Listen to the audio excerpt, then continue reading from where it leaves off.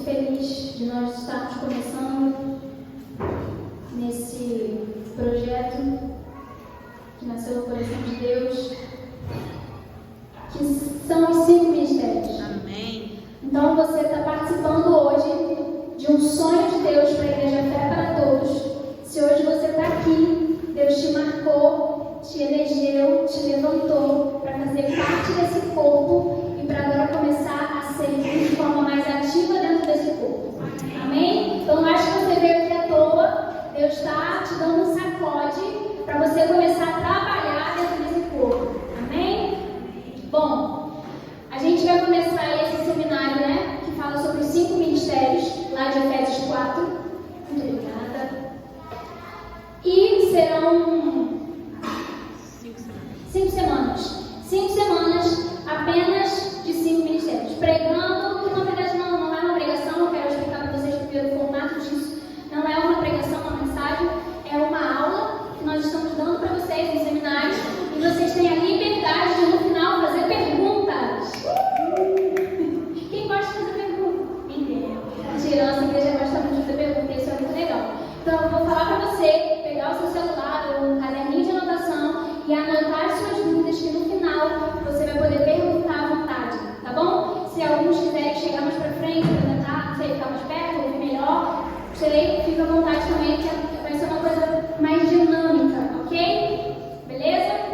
Então tá bom. A gente vai se aprofundar de forma profunda em Efésios 4 hoje, mas acima disso eu preciso diferenciar algumas coisas que nós temos muitas dúvidas dentro do Evangelho, porque às vezes não estudamos de forma completa, e é isso, são construídas dentro de nós muitas coisas que não são verdadeiras. E eu quero começar, estava conversando com o meu marido sobre isso, e ele falou uma coisa muito importante, que é, para a gente aprender o que é certo, a gente precisa aprender o que é errado antes. A gente precisa definir isso aqui é errado, para a gente ter certeza do que é certo. Então eu quero explicar algumas coisas para vocês antes, para a gente começar a entrar em Efésios 4. Então antes disso, abra aí para mim 1 Coríntios 12, versículo 4.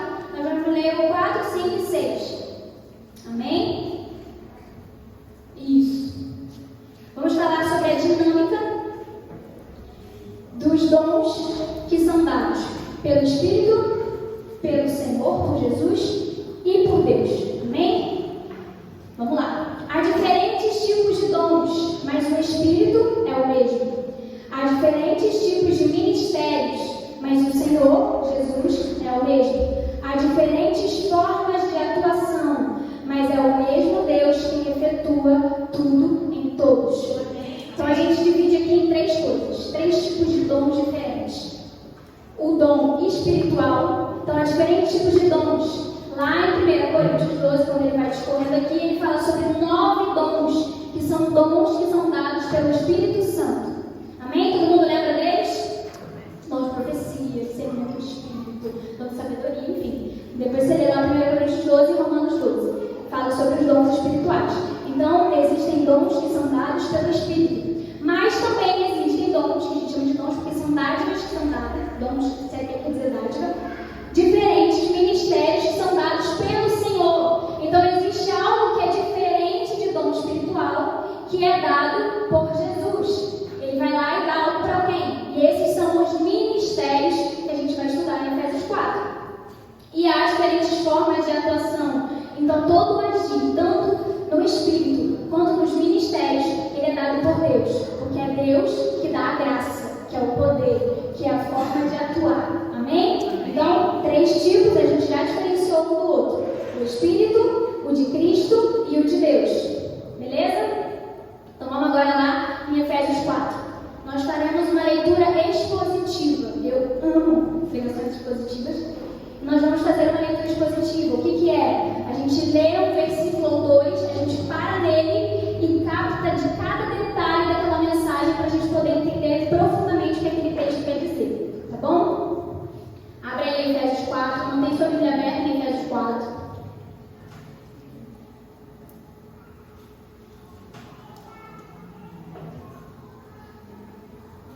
Ótimo. NVI, essa versão ótima. Também estou com a NVI aqui. Vamos lá, versículo 1 e 2 a gente vai ler agora, tá? Paulo está dizendo assim: Efésios é uma carta escrita pelo apóstolo Paulo. Como prisioneiro do Senhor, rogo-lhes que vivam de maneira digna da vocação que receberam. Sejam completamente humildes e dóceis, e sejam pacientes, suportando uns aos outros com amor. Então vamos lá. Primeira parte desse texto para a gente compreender. Paulo não está falando que ele é prisioneiro só com uma linguagem figurativa. Ele está falando de forma literal. Quando ele escreve a carta para a igreja em Éfeso, ele estava preso em Roma esperando para ser condenado morto. Então quando ele fala que ele é prisioneiro do Senhor, ele está falando de verdade. Ele era prisioneiro e ele escreveu essa carta para Éfeso e uma carta para Colossenses. Então, ele faz: eu sou prisioneiro e eu estou me implorando para vocês, que fala rogo-lhes, eu peço com toda a intensidade do meu coração que vocês vivam de maneira digna. E aí que entra o negócio. Porque ele poderia dar milhares de valores morais humanos para definir o que é viver de forma digna numa vocação. Ele poderia falar: vocês são legais, e olha, leiam mais a Bíblia. Para você viver de forma da sua vocação, você precisa ir mais aos seus cultos, da sua igreja. Não, ele usa algo que Jesus fala lá em Mateus capítulo 11, que ele diz assim: aprendei de mim que sou manso e humilde de coração. Amém. Então ele fala que andar de forma digna da sua vocação é ser manso e dócil. Olha só a chave do negócio. Não é ser o mais profundo nas escrituras, não é ser o mais profundo no mundo espiritual, é ser manso e dócil, é ser paciente. Amém? Amém. Sejam pacientes. Daí ele fala uma coisa que a Jéssica falou aqui na aula da escola dominical sobre suportando uns aos outros, que deu pano pra manga, né? Porque todo mundo ficou. Mas ela falou algo muito interessante, que suportar não é: a Jéssica é muito complicada e eu tenho que amar ela, né? Fazer o quê? Não é sobre esse tipo de suporte, não. É suportar, é ser realmente isso aqui que consegue sustentar. É um sustento. Eu estou embaixo, a Jéssica está em cima, eu estou sustentando, eu estou sendo um suporte para ela. Suportar em amor é isso. Amém? Amém. Então ele está dando diretrizes de como Jesus vivia, porque ele suportou toda a humanidade em amor. Uau. Então ele está dando diretrizes de um comportamento que nós precisamos ter para ser dignos de uma vocação. Você vai mais profundo ainda. Vamos lá, versículo 3. Que agora pega fogo. Façam todo o esforço para conservar a unidade do Espírito pelo vínculo da paz. O que é essa unidade do Espírito? Nós entendemos que a unidade do corpo de Cristo é os membros, nós, conectados pelo Espírito, porque é Ele que faz essa conexão. É como se Ele fosse essa articulação que faz o movimento, que faz acontecer, que faz o agir. Então o Espírito ele vem, ele conecta todas as coisas e ele fala uma coisa muito importante, que o Espírito, para ser conservado, essa unidade ser conservada, é necessário ter o vínculo da paz. E a paz, ela não é uma sensação interior, não é assim: estou em paz. A paz é a ausência da guerra. Então se você é alguém que estimula a guerra, alguém que estimula as más conversações, que vai lá e causa um mutuê ali, você é alguém que não tem o vínculo da paz. Você é alguém que não está na unidade do Espírito. Porque se você o tempo todo tenta causar alguma coisa dentro do corpo, você é alguém que não está na unidade do Espírito e se apartou do vínculo da paz. Amém? Então andar no vínculo da paz é andar em amor, suportando, sendo paciente, sendo dócil. Vamos continuar. Que a gente achava que era só falar da glória de ter um ministério, mas é duro, é doloroso. Lemos o 3 e agora vamos para o 4. Vocês estão entendendo? Amém. Estão comigo? Amém. Efésios 4:4. Há um só corpo e um só Espírito, assim como a esperança para a qual vocês foram chamados é uma só. Há um só Senhor, uma só fé e um só batismo. Versículo 6. Um só Deus e Pai de todos, que é sobre todos, por meio de todos e em todos. Mais uma vez, Paulo está apontando para 1 Coríntios 12, que a a gente leu, ele está falando sobre algo que é dado pelo Espírito, algo que é dado pelo Senhor e algo que é dado por Deus. Mas, de alguma forma, eles são um só. E o que ele deseja para nós é que a igreja viva nessa unidade, sendo uma só, sendo um corpo só. Consegue entender? Paulo está apontando para isso o tempo todo, em conservar essa unidade, essa união corpórea. Versículo 7. E a cada um de nós foi concedida a graça, conforme a medida repartida por Cristo. Vamos lá, porque depois disso a gente vai começar a entrar um pouco mais nos ministérios. A cada um foi dada uma graça. A graça é um favor que é imerecido, todo mundo já cansou de ouvir isso. Então ela é algo que eu recebo sem merecer. Não tem como eu fazer alguma coisa para receber a graça. O Senhor me dá porque Ele é bom. Beleza? Então a cada um de nós foi concedida a graça, de forma imerecida. E ela foi repartida, uma medida repartida por Cristo. Então Cristo, Ele morre, Ele vive nessa terra, Ele é encarnado, ok? Faz milagres, Ele é morto numa cruz, Ele é ressuscitado e Ele é assunto aos céus. E aí nesse momento que Ele é assunto aos céus, Ele reparte essa graça que Ele recebe e dá aos homens e Ele transforma isso em dons, que são os seus dons ministeriais. E aí a gente entra num ponto muito importante para diferenciar aqui, porque a graça ela é imerecida. Então os dons ministeriais eles não são meritocráticos. Eu não posso fazer nada para receber o dom ministerial. Não adianta vir em todo culto, não adianta pedir de joelho, não adianta, porque os dons ministeriais, os dons de Cristo, Ele elege pessoas pontuais e levanta elas. Não tem como eu correr atrás de um ministério, porque ele é dado por Cristo antes de eu nascer. Amém. Ele escolhe pessoas e ele coloca um DNA, uma vocação. Alguém que anda diante daquilo desde sempre. É alguém que carrega aquilo, não é alguém que descobriu com 48 anos, 58, sei lá, estou dando ideias, com 28 anos, acho que dá para descobrir 28, mas descobre lá nos seus 70 anos que, olha, eu acho que eu tenho mente. Não, é alguém que desde sempre andou naquilo. Ele sabe que ele é aquilo porque o Senhor lhe disse. Mas aí a gente vai andar para um outro caminho, porque não adianta só Deus me dizer o que eu sou. Porque Deus pode te dizer, e Ele vai. Se você tiver um ministério, Ele vai te falar. Mas muito maior do que isso é Ele falar aos outros. Porque o ministério precisa ser reconhecido pela igreja. O ministério precisa ser reconhecido principalmente pelo governo da igreja. Alguém que também tenha um dos ministérios. Então, se você reconheceu dentro de você uma vocação, você tem um ministério apostólico, que são os 5 ministérios, você carrega isso, então você vai pegar e esperar Deus falar com alguém para que aquela pessoa aponte e reconheça você.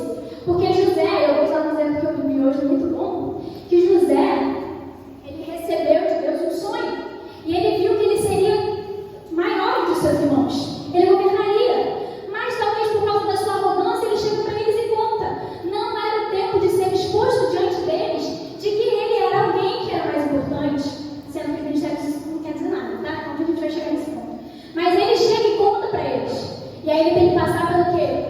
Ele é jogado, vendido como escravo, depois ele é preso, e aí depois ele torna governador do Egito. E os seus irmãos finalmente se dobram. O ministério não adianta chegar e falar, Deus falou com a sua apóstola, hein? Escuta aqui, Deus falou com a sua apóstola. Jesus falou. Então todo mundo agora tem que me ouvir, porque eu vou sair por aí abrir igreja e isso aí. Não é assim. O ministério, eu vou internalizar, sentir o que eu sou e eu vou esperar um deles ali, alguém, apontar e falar. Ela anda como apóstola, ela vive como apóstola, ela ministra como apóstola. Estou falando que seja apóstola, ok? Não sou, mas eu estou só dando um exemplo. Conseguiram entender? Amém. Então não é meritocrático, porque os dons espirituais, Paulo fala para a igreja de Corinto, buscar os melhores dons. Ele está falando que os dons espirituais, quanto mais melhor. Quem dera todos profetizassem, quem dera. São dons que todo mundo pode ter e todo mundo deve ter. Agora, dons ministeriais não. Cristo olha para alguns e elege e levanta. Mas aí eu vou falar para vocês por que ele levanta algumas pessoas. Todo mundo entendeu?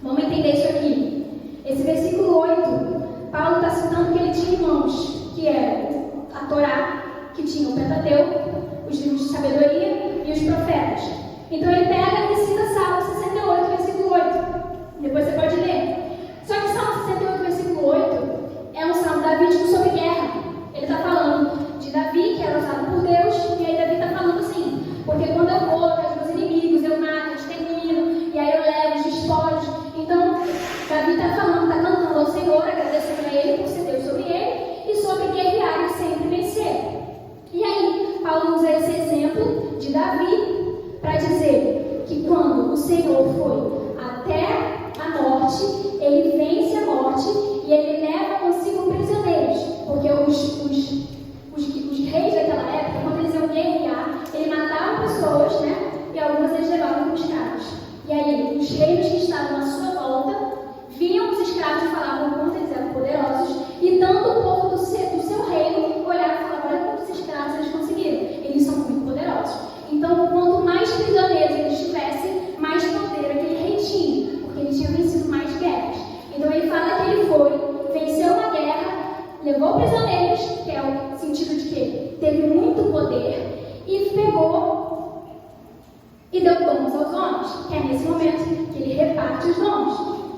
Amém? Amém.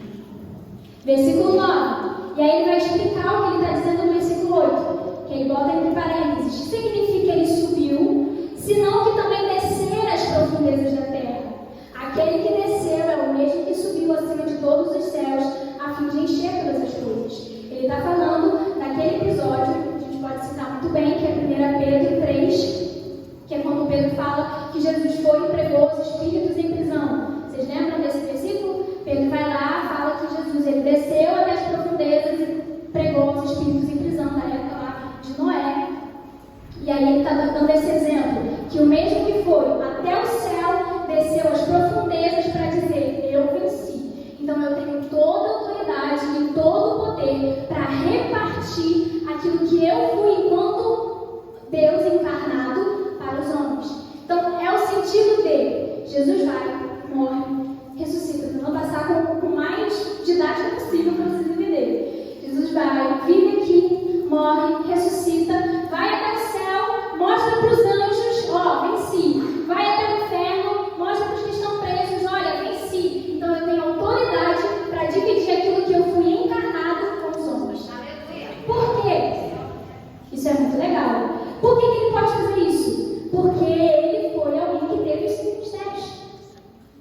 Vamos lá, eu vou fazer igual a Jéssica faz. Ainda tem tempo para isso. Cada um vai abrir o versículo e vai ler em voz alta, beleza? Alguém vai ler Hebreus 3:1. Quem vai? Levanta a mão quem vai. Jéssica. Alguém vai ler João 4:19. Alguém vai ler Lucas 4:18-19. Meri. Pastora Meri. Alguém vai ler João 10:11. Lucas. Alguém vai ler João 3:2. Ariana. Beleza. Jéssica vai ler Jesus sendo revelado como apóstolo e sumo sacerdote. Hebreus 3:1, né? Hebreus 3:1. Por isso, irmãos santos, participantes da vocação celestial, considerai a Cristo Jesus, o apóstolo e sumo sacerdote da nossa confissão. Jesus, apóstolo e sumo sacerdote. Agora, profeta. João 4:19. Jesus. Vai. A mulher então disse: agora eu sei que o Senhor é um profeta. Jesus sendo revelado como profeta. Agora, evangelista. Lucas 4:18-19. O Espírito do Senhor é sobre mim, pois que me ungiu para evangelizar os pobres, enviou-me a curar os quebrantados de coração, a apregoar liberdade aos cativos e dar vista aos cegos, e pôr em liberdade os oprimidos e anunciar o ano aceitável do Senhor. Jesus como evangelista. Agora, o meu preferido, Jesus como pastor. João 10:11. Eu sou o bom pastor. O bom pastor dá a vida pelas suas ovelhas. Esse é o único que ele se intitula. Esse é o único ministério que ele fala: eu sou o bom pastor. E mais, eu dou a vida pelas minhas ovelhas. O ministério pastoral é um ministério muito importante. E agora, como mestre, João 3:2. Ele veio a Jesus à noite e disse: Mestre, sabemos que ensinas da parte de Deus, pois ninguém pode realizar os sinais milagrosos que estás fazendo, se Deus não estiver comigo. Uau, não precisa mais nada. Então Jesus, ele pode ir até as profundezas do inferno e até os céus mais altos para declarar o seu poder e distribuir e repartir essa graça com os homens. Então ele tem essa autoridade. Por isso que ele vai e ele dá um pouco do que ele foi. Ele foi profeta, ele dá um pouco. Ele foi evangelista, ele dá um pouco. Ele foi apóstolo, ele dá um pouco. Então é isso que ele fez. refletiu a sua essência, a essência de quem ele era, da sua personalidade. E é por isso que Paulo pega e começa lá em cima, explicando qual é a diretriz, o caminhar de alguém que tem um ministério. Amém? É alguém que é parecido com Jesus, porque carrega um DNA daquilo que ele foi quando estava encarnado. Aleluia. Amém? Amém. Glória a Deus. Vamos continuar. Versículo 11 agora, Efésios 4:11. E ele designou alguns, aí a gente entra aqui na mensagem que a gente vai ficar por semanas aí. E ele designou alguns para apóstolos, outros para profetas, outros para evangelistas e outros para pastores e mestres. Então é esse o ponto principal do nosso seminário, que nós vamos falar de forma repetida para vocês pegarem. Eu queria muito ter assistido aulas assim lá atrás, sabe? Porque isso é muito importante o que Deus está fazendo. Se vocês tivessem noção muito espiritual, é muito importante. Então, nesse versículo 11, depois de Jesus anunciar sua vitória no mundo espiritual, ele levanta na terra homens com a sua identidade, homens com a sua essência, homens que carregam aquilo que ele foi. Ele levanta esses homens para quê? Para dar para eles uma autoridade acima de todos os outros e criar uma história de que ele é o... Não é isso. Porque ele fala que o maior é o que serve. Então, dentro de alguém que carrega o ministério, a mentalidade precisa ser sempre o serviço. Todos os dons ministeriais e espirituais são para serviço. Serviço do outro e não seu próprio serviço. Amém. Amém? E aí a gente vai entrar num problema. Vamos ficar aqui no 11 para a gente falar um pouco sobre o problema que nós temos. Está filmando ali, meu Deus, tem misericórdia? O problema que nós temos na história da igreja, das divergências teológicas sobre isso. Por quê? Porque muitas igrejas acreditam que não existe mais ministério apostólico. Para elas, acabou lá no primeiro século. Jesus veio, morreu, alguns foram levantados.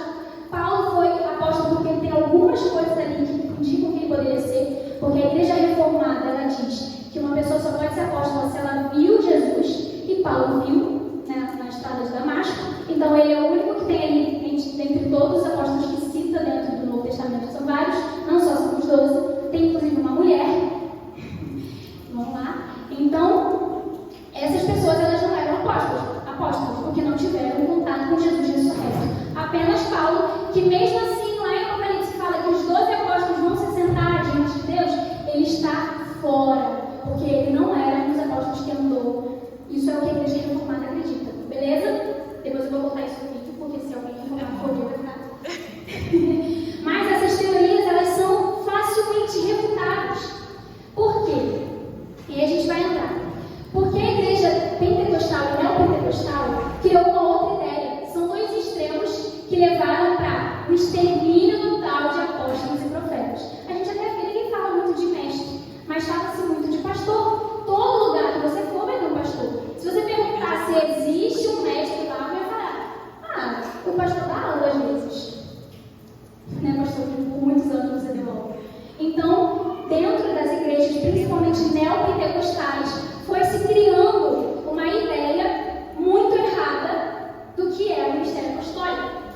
Por quê? Porque essas igrejas, elas saíram das igrejas reformadas, né? Porque lá em Lutero foram as primeiras igrejas que surgiram cristãs e protestantes. Então, toda a igreja pentecostal e neopentecostal surgiu dessas igrejas. Mas aquilo que não é falado, não é estudado, as pessoas reproduzem de forma errada. E o que aconteceu foi que essas igrejas que saíram das igrejas reformadas não sabiam falar bem sobre o ministério apostólico. E aí o que elas fizeram? Um degrau hierárquico ministerial. Então, primeiro, eu sou obreiro. Depois, eu sou, não sei nem se é mais a ordem, diácono. Depois, eu sou presbítero. Depois, eu sou evangelista. Depois, eu sou pastor. E não existe apóstolo. Assim, isso para a igreja pentecostal. Nas igrejas neopentecostais, é uma luta para você conseguir um ministério, tá? É uma corrida, daquela corrida maluca. Que eu leio tantos versículos por dia, então eu posso ser obreiro. E aí, vai criando-se um degrau onde o pastor está acima de todos os outros, todos eles vão caindo para baixo e não tem a mesma autoridade. Então, isso foi o que a igreja pentecostal construiu. Mas aí veio a igreja neopentecostal, que o maior de todos, acima do pastor, é o apóstolo. Mas o apóstolo, você olha para ele, marido, tá? O pastor sempre quis fazer isso, ó, totalmente errado. Sentar no grande trono branco e ficar lá vendo suas ovelhas fazerem todas as coisas. Essa não é a essência do apóstolo, essa é a essência de Eli preguiçoso, que ficou lá sentado de boa e acabou quebrando o pescoço, né? Quem conhece a Bíblia aí pegou. Espírito de Eli, vindo sobre a pessoa. Então, o apóstolo não é alguém mais velho, ancião, é alguém que é enviado, é alguém que vai ter uma missão, é alguém que tem o poder e a autoridade de construir e de implantar igrejas com a visão apostólica, que tenha um pastor, que tenha um mestre, e que toda a igreja consiga ser unida, que se ame, amém? Que tenha milagres, prodígios, que seja uma comunidade profética. É isso que o apóstolo faz. O apóstolo não fica lá só, deixa eu ver se ele faz bem, deixa eu escolher esse da igreja, sabe? Não é isso, não é um degrau. Esse degrau foi construído pelo não conhecimento das Escrituras, porque não existe ordem. Paulo está falando, primeiro eu digo para vocês que são os apóstolos, o segundo lugar que serão agora você, não é uma ordem hierárquica, não é. A mesma autoridade foi dada, a mesma graça foi dada para cada um deles, e eles vão trabalhar de forma diferente, ações diferentes. Isso a Jéssica vai falar no domingo, sobre cada um deles de forma mais rasa. E aí depois a gente vai ter profundo o que é um apóstolo, o que é um pastor. Vocês vão comer Bíblia nesses próximos dias. Amém? Quem está comigo? Está gostando? Amém? É muito bom estudar a palavra. É maravilhoso, Senhor. Obrigada. Efésios 4:12. Com o fim de preparar os santos para a obra. Aí é que a gente vai entrar no para que serve esse ministério apostólico. Qual é o fim dele? Preparar os santos para a obra do ministério, para que o corpo de Cristo seja edificado, até que todos alcancemos a unidade da fé e do conhecimento do Filho de Deus e cheguemos à maturidade, atingindo a medida da plenitude de Cristo. Amém? Amém? Então, se eu recebo o ministério apostólico, se eu recebo o ministério, ministérios, então eu tenho um encargo que é servir ao corpo de Cristo, é estar suportando essas pessoas em amor, né? Que é sustentando elas, amém? Então não é estar acima de alguém dando ordens, não é alguém que está o tempo todo querendo, eu sou superior a vocês, Deus fala comigo e eu falo para vocês. Não, é ensinando, é isso que é a maior essência do ministério apostólico, é formar pessoas para fazerem aquilo que Deus chamou para fazer. Amém? Então, vamos lá. Vou entrar numa outra coisa agora, porque senão todo mundo vai achar que tem ministério. E não é assim. Lembra que eu falei que são alguns?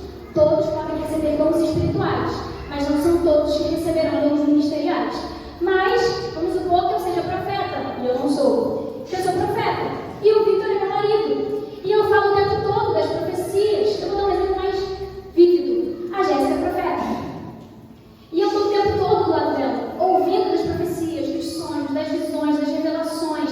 E sempre aqui andando junto, ó. Sou Geazi. Estou do lado dela, do profeta. O tempo todo servindo o profeta.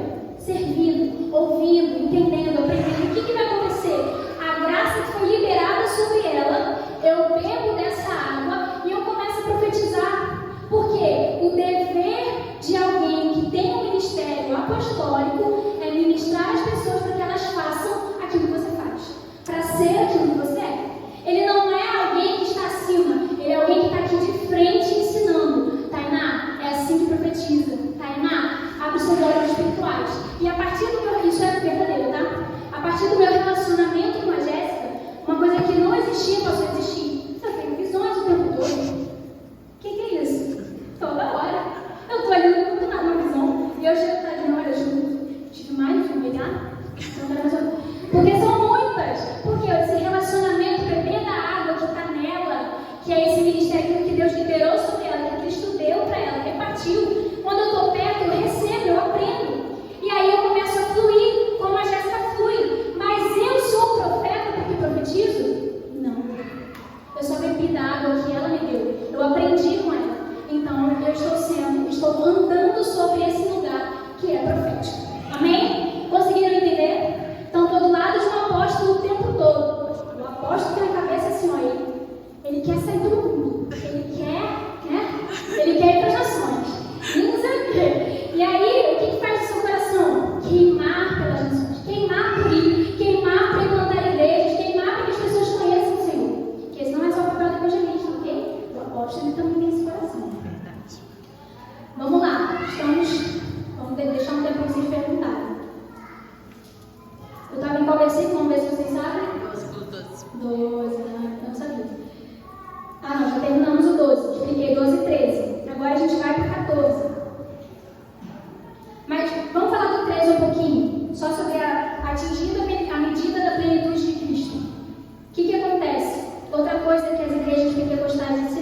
lembrando que nós somos uma igreja pentecostal. Eu acho que a gente é reformada pentecostal, a gente está andando de duas camisas ali. Mas nós somos uma igreja pentecostal, tá? Estou falando sobre os ensinamentos que partiram lá da igreja reformada e foram caminhando para a nova igreja pentecostal. Elas construíram uma ideia de que atingir a varonilidade, né, que fala a estatura de varão perfeito, era uma situação pessoal que eu, se andasse com Deus, se vivesse com Deus, no momento, né, talvez no final da minha vida, na morte, eu teria a estatura de varão perfeito. Quem já ouviu uma mensagem assim? Quem já passou pela igreja pentecostal? Já ouviu? Não tem como não ouvir, porque é muito falado isso. De que é uma coisa que eu, caminhando com Deus, vou ter. Mas a estatura de varão perfeito é o corpo de Cristo. Amém. Cristo é a cabeça, e aí o corpo, os membros, torna-se um corpo. A varonilidade está falando de alguém que é maduro. Ele passou pela infância, ele passou pela adolescência, e depois ele se tornou um homem. Esse é o corpo de Cristo. É alguém perfeito, chegou na maturidade da idade. O cara tem, sei lá, 33 anos. Vamos usar a idade de Jesus para ser maduro.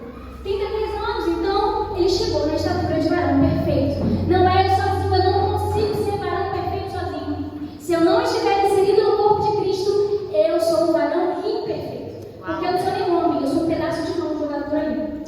Eu sou uma parte de olho que está lá no lixo. Ok? Ser varão perfeito é fazer parte do corpo de Cristo. Amém. Onde ele é a cabeça. Versículo 14.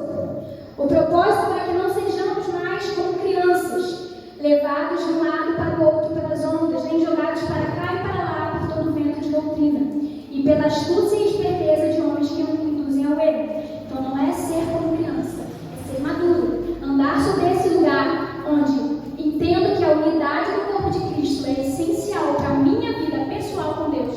Não viver achando que eu vou ler minha vida em casa, eu vou ter um momento com Deus em casa, eu vou orar na minha casa e aí eu vou ter minha maturidade espiritual. Não. A maturidade espiritual, ela é construída no corpo. Porque se você não consegue sustentar alguém em amor, você não vai ganhar a estatura de um perfeito. Pegou essa? É duro, mas é real. Antes, seguindo a verdade e amor, cresçamos em tudo naquele que é a cabeça, Cristo. Dele, todo o corpo, ajustado e unido, pelo auxílio de todas as juntas, cresce e edifica-se a si mesmo em amor, na medida em que cada parte realiza sua função. Aleluia. Beleza? Amém. Tranquilo? Acho que a gente falou bastante sobre maturidade, sobre a compreensão de que se eu estiver unido nesse corpo, eu vou chegar a essa maturidade. Sozinho eu não chego, é impossível. Eu preciso estar no corpo ajustado, unido, e quem ajunta? O Espírito. As juntas, a articulação. Se eu estiver sozinho, o Espírito vai agir, porque existe graça, misericórdia, ele age. Mas unido e ajustado, meu amigo, os dons, são derramados, espirituais, são derramados sobre a igreja. Porque esse é o desejo do Senhor, de que haja serviço mútuo. Eu sirva a Ellen, a Ellen me sirva, eu sirvo o João Kleber, ele me sirva. É um serviço mútuo do corpo. Então, quando a gente olha para Efésios 4 e a gente vê, a gente acha que a parte principal é alguém receber o dom ministerial. Essa é a principal parte do texto. Mas a principal parte, os principais pontos, é a unidade do corpo de Cristo. Amém. Mais uma vez, Jesus está apontando, Paulo está apontando para essa igreja que a importância do crescimento de uma igreja é tudo. Porque se uma igreja está crescendo unida, em amor, com os ministérios fluindo, as pessoas sendo ensinadas em como fazer aquilo, Jesus vem. Aleluia. E é para isso que serve essa palavra, para apontar para o fim. Sempre. Tudo vai apontar para o fim, para um momento glorioso que Jesus vai vir nas nuvens buscar a sua igreja. Porque ele precisa de uma igreja madura para se casar com ele. Então, se você quiser fazer parte dessa igreja madura, continua vindo nos seminários que você vai fazer parte dessa igreja madura. Vamos aqui para a gente encerrar e vocês poderem fazer as perguntas de vocês. A gente vai dar 10 minutos. Quais são os principais pontos descritos, então, em Efésios 4? A capacitação dos santos para o desempenho do seu serviço. Então, o principal ponto não é o ministério. Se eu tenho um ministério, é capacitar alguém para desempenhar aquilo que eu recebi. Beleza? Então, esse é o principal ponto do ministério. A edificação o ponto escrito. A unidade da fé, o conhecimento do Filho de Deus, a perfeita varonilidade e a firmeza na doutrina, o abandono de qualquer heresia. Amém. A maturidade na fé, conhecimento do Filho de Deus, faz com que a gente abandone qualquer tipo de heresia, porque a gente não é levado de um lado para o outro como uma criança, porque a gente chega o quê? À estatura. Aleluia. A maturidade.